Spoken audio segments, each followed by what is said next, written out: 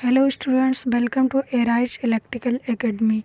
यहाँ पे आपको आज हम बताएंगे डिपेंडेंट सोर्स के बारे में। तो जैसे कि हम जानते हैं, आज बताएंगे डिपेंडेंट सोर्स। डिपेंडेंट सोर्स ये कितने प्रकार के होते हैं? डिपेंडेंट सोर्स 4 टाइप के होते हैं। डिपेंडेंट सोर्स कितने टाइप के होते हैं? 4 टाइप के होते हैं। पहला क्या होता है? वोल्टेज डिपेंडेंट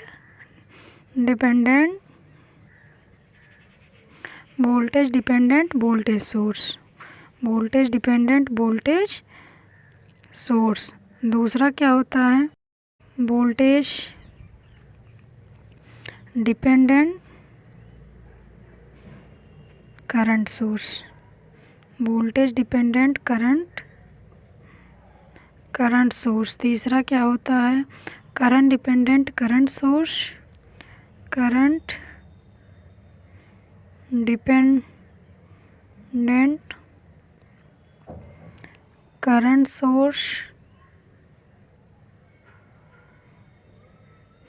और चौथा क्या होता है? Voltage dependent current source. Current dependent voltage source.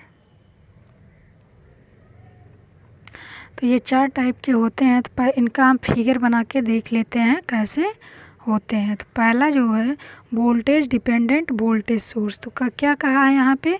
Voltage source.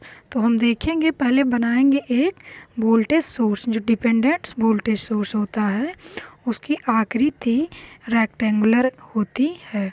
तो वोल्टेज सोर्स बना लिए। तो वोल्टेज डिपेंडेंट किस पे डिपेंड कर रहा है? वोल्टेज पे। तो इसको हम शॉर्ट में लिखेंगे VDVS। तो यहाँ पे पहला हो गया VDVS, voltage dependent voltage source.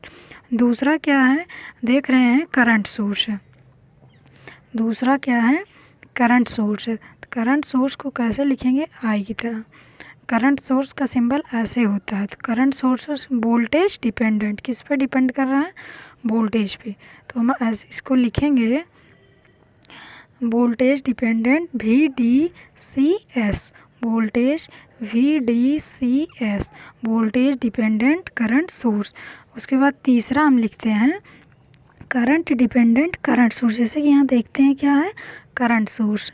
तो हम करंट सोर्स इसको करंट सोर्स की तरह बना लेते हैं। पहले current source current dependent, current पे डिपेंड कर रहा है, तो इसको शॉर्ट में लिखेंगे। तीसरा है CDCS, current dependent current source. और चौथा क्या है? Current dependent voltage source. Source क्या है? वोल्टेज है, तो हम पहले वोल्टेज सोर्स की तरह बना लेंगे। किस पे डिपेंड कर रहा है? करंट पे डिपेंड कर रहा है। तो फोर्थ क्या हो गया? CDVS, current dependent current source. तो ये 4 टाइप के वोल्टेज डिपेंडेंट और करंट डिपेंडेंट सोर्स होते हैं। तो हम आपको इसके आगे बताते हैं इसका क्वेश्चन कैसे सॉल्व करते हैं जिसमें डिपेंडेंट सोर्स आते हैं। और डिपेंडेंट सोर्स को करंट डिपेंडेंट सोर्स को जैसे कोई voltage source, normal voltage source को हम शॉर्ट सर्किट से रिमूव कर देते हैं वो इक्विवेलेंट रेजिस्टेंस निकालते समय, और जैसे करंट सोर्स होता है उसको हम ओपन सर्किट से रिमूव कर देते हैं। तो डिपेंडेंट सोर्स को इस तरह से नहीं कर सकते हैं क्योंकि इसका इंटरनल रेजिस्टेंस नहीं पता होता है। गाइस हम आगे बताते हैं problem based on mainly dependent source. Problem PROBLEM, problem based on mainly dependent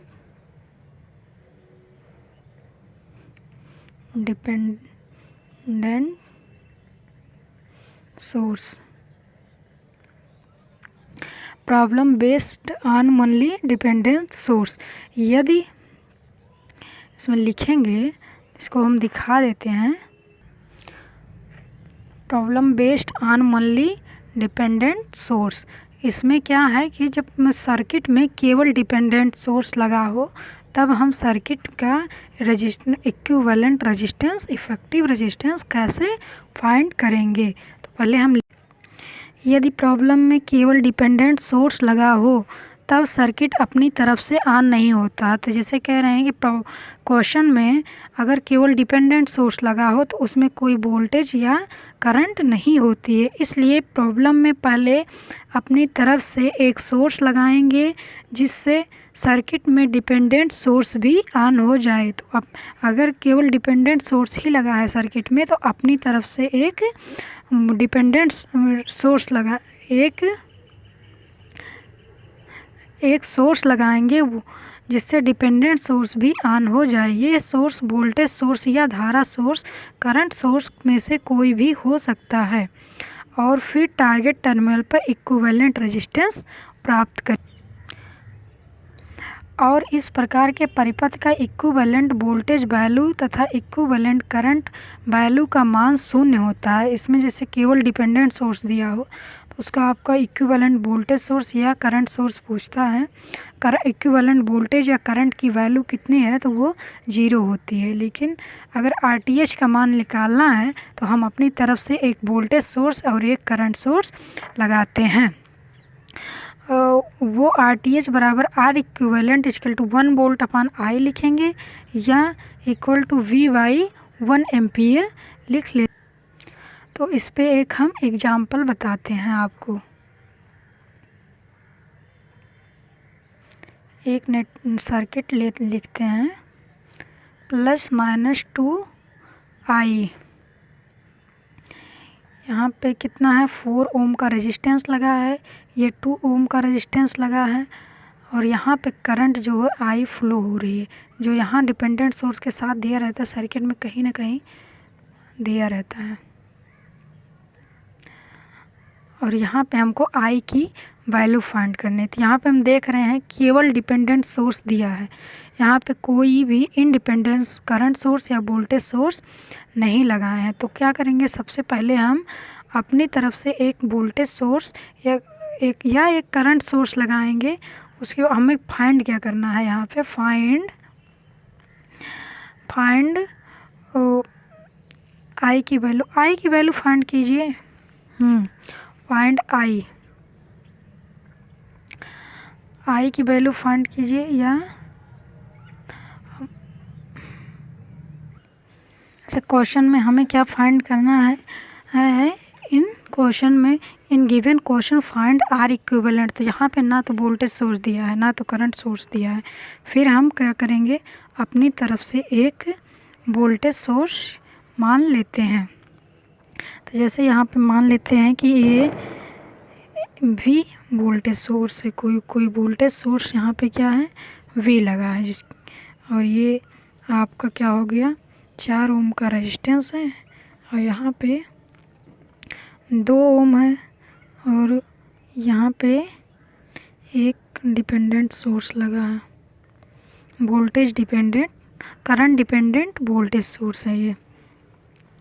तो अब हम क्या करते हैं इसको, अगर अब इसमें हमको क्या करना है, यहाँ पे करंट कितना है I है, तो V/I का रेशियो यहाँ पे कितने करंट हो जाएगा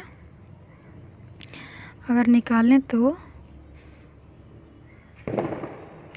यहाँ पे मान लेते हैं कितना करंट है I1 और यहाँ पे कितना है I2।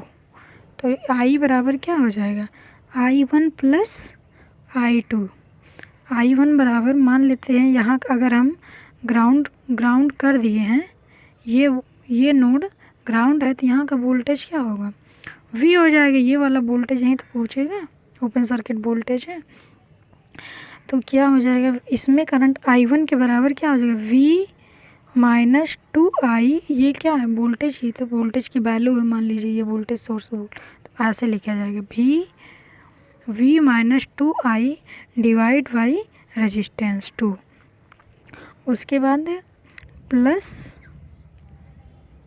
I2 कितना है, I2 कितना, यहाँ पे वोल्टेज ये पैरेलल में है, इसके वोल्टेज कितना है V है और उसके बाद रेजिस्टेंस कितना है 4 है।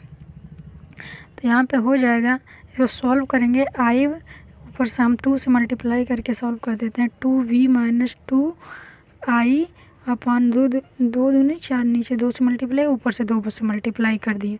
v बाई 4, तो यहाँ पे हम जोड़ लेते हैं, इसको इधर आ जाएगा। 4i equal to 2v minus 4i plus v, तो 4i equal to 2 1 3 3v minus 4i 4 4 इधर ले आएंगे ए 8i इक्वल टू 3v, तो v बाई आई क्या हो जाएगा, v बाई आई, इसको उधर ले जाएंगे। v बाई आई बराबर 8/3 ओम। तो ये v क्या है, यहाँ पे ये सर्किट का इक्विवेलेंट करंट है, ये टोटल वोल्टेज है। तो यहाँ से क्या आएगा, यहाँ का रेजिस्टेंस आएगा, मतलब इक्विवेलेंट आर, ये आर इक्विवेलेंट रेजिस्टेंस कितना हो गया 8/3 ओम आएगा ये। तो दूसरा हम बताते हैं आपको problem based on dependent and independent source. ऐसा सर्किट जिसमें डिपेंडेंट सोर्स और इंडिपेंडेंट सोर्स दोनों लगे रहे हैं, तब हम परिपथ को कैसे सॉल्व करते हैं। जब परिपथ में दोनों तरह के सोर्स लगे हैं तब सर्किट अपनी तरफ से एक्टिव रहता है। जब सर्किट दोनों तरह के सोर्स लगे रहते हैं, independent current source, voltage source लगा है, सर्किट अपनी तरह से एक्टिव रहता है। इसलिए ओपन सर्किट वोल्टेज तथा शॉर्ट सर्किट करंट के अनुपात से थेवेनिन तथा नॉर्टन तुल्य बनाया जा सकता है। RTH बराबर VOC open circuit voltage upon ISC। तो हम अब problem based on dependent and independent source का एक एग्जाम्पल आपको बताते हैं, जिसमें दोनों तरह के सोर्स लगे होते हैं। तो जैसे ये है, यहाँ पे एक रेजिस्टेंस लगा देते हैं हम 4 ओम का, ठीक। इसके बाद एक रेजिस्टेंस यहाँ पे लगा देते हैं हम 2 ओम का, और यहाँ पे एक डिपेंडेंट सोर्स लगा देते हैं प्लस माइनस 2i। उसके बाद यहाँ पे सेम वही क्वेश्चन है, बस यहाँ पे क्या है आपका इंडिपेंडेंट सोर्स, ये वोल्टेज सोर्स है जो कि, और यहाँ पे करंट I है। हमको क्या करना है, करंट I है, I को फाइंड करना है। फाइंड I ऐसे लिख देते हैं, फाइंड I को फाइंड करनी है। तो सॉल्यूशन करते हैं हम। सॉल्यूशन क्या होता है, इसमें जब डिपेंडेंट एंड इंडिपेंडेंट सोर्स दोनों लगे होते हैं तो हम एक नॉर्मल सर्किट की, जैसे DC सर्किट का क्वेश्चन सॉल्व करते थे, ऐसे ही सॉल्व करेंगे। तो फिर इसमें भी यही लगाते हैं, ये इसमें करंट I1 मान लेते हैं, इसमें करंट I2 मान लेते हैं। तो फिर पेन चेंज कर लेते हैं। I इक्वल टू क्या हो जाएगा, I1 प्लस I2। I1 बराबर कितना है, यहाँ पे अगर हम इसको ग्राउंड कर दें, 0 वोल्ट से ग्राउंड हो जाता है, तो इसका देखिए ये नोड वोल्टेज सोर्स के साथ बिना किसी रेजिस्टेंस के साथ ग्राउंड हुआ है, ये वाला नोड वोल्टेज सोर्स के साथ बिना किसी रेजिस्टेंस के साथ ग्राउंड हुआ। तो इसका वोल्टेज जो है, इस नोड का वोल्टेज इस वोल्टेज सोर्स के अगर यहाँ प्लस है तो प्लस 10 वोल्ट हो जाएगा। इसको हम पहली क्लास में बताए थे। यहाँ पे क्या करंट होगा, I1 बराबर वोल्टेज 10/4 प्लस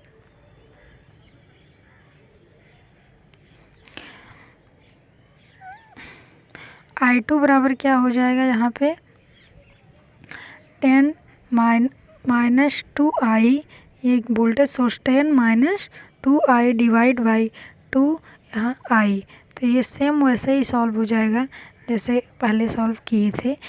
10/4 प्लस इसको 2 से मल्टीप्लाई कर देंगे 2 10 माइनस 2i/4 i, इधर चला आएगा ये 4i बराबर 10 प्लस 220 माइनस 2 4 i, इधर चला आएगा 4 8i बराबर 30। तो ये i बराबर हो जाएगा 15/4 एम्पियर। तो इसको इस सर्किट को ऐसे ही नॉर्मल सर्किट, इसका कोई वो नहीं है, लिंकी क्वेश्चन से भी सॉल्व करते हैं लेकिन वो एक्स्ट्रा हो जाएगा, इसका कोई मतलब नहीं रहता है। तो फिर इसको हम ऐसे नॉर्मल सर्किट की तरह ही सॉल्व करते हैं। तो गाइस ध्यान से पढ़िए और वीडियो को लाइक कीजिए, शेयर कीजिए। Thank you guys. पढ़ेंगे तो आपको बहुत अच्छा रिजल्ट्स इसका धीरे धीरे मिलेगा। Thank you guys.